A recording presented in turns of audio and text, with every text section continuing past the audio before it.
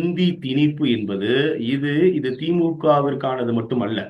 ஆமா. இங்க எல்லா கட்சியுமே இதை எதிர்க்கக்கூடியவர்கள் அல்லது ஆதரிக்கக்கூடியவர்கள் எல்லாமே இங்க திமுக ஆதரவோ திமுக எதிர்ப்போ என்பது அல்ல.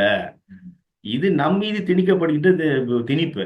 இது தமிழகத்தில் ஒரு தமிழராக தமிழ்நாட்டின் மகனாக தான் நம்ம இதை பார்க்கிறோமே ஒழிய இது திமுகவை நம்ம ஒதுக்கிவிடலாம். இது அதாவது திமுக தமிழ்நாடு திமுகவிற்கு மட்டுமே இங்க கையெழுத்து போட்டு தந்து விடவில்லை. ம். ஒவ்வொரு 5 ஆண்டுகளுக்கும் ஒரு ஆட்சி மாற்றம் ஏற்படும். அது வேறு.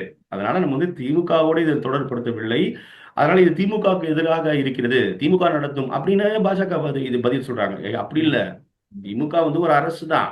ம். அதனால இது தமிழக மக்களுக்கான கேள்வி. தமிழக மக்களுக்கு இருக்கக்கூடிய கருத்து. மீண்டும் சொல்ற தமிழக மக்கள் தான் இந்தி படிப்பதை ஏன் தடுக்கிறீங்க? அப்படின்னு கூட ஒரு கேள்வி வைக்கிறாங்க. வச்சுக்கிட்டு தான் இருக்காங்க. நம்ம மீண்டும் மீண்டும் இந்தி படிப்பதை யாரும் இங்க தடுக்கல. இந்தி பிரச்சார சபா அமோகமா நடந்து கொண்டு தான் இருக்கிறது. இந்தி படிக்க விரும்புபவர்கள் தாராளமாக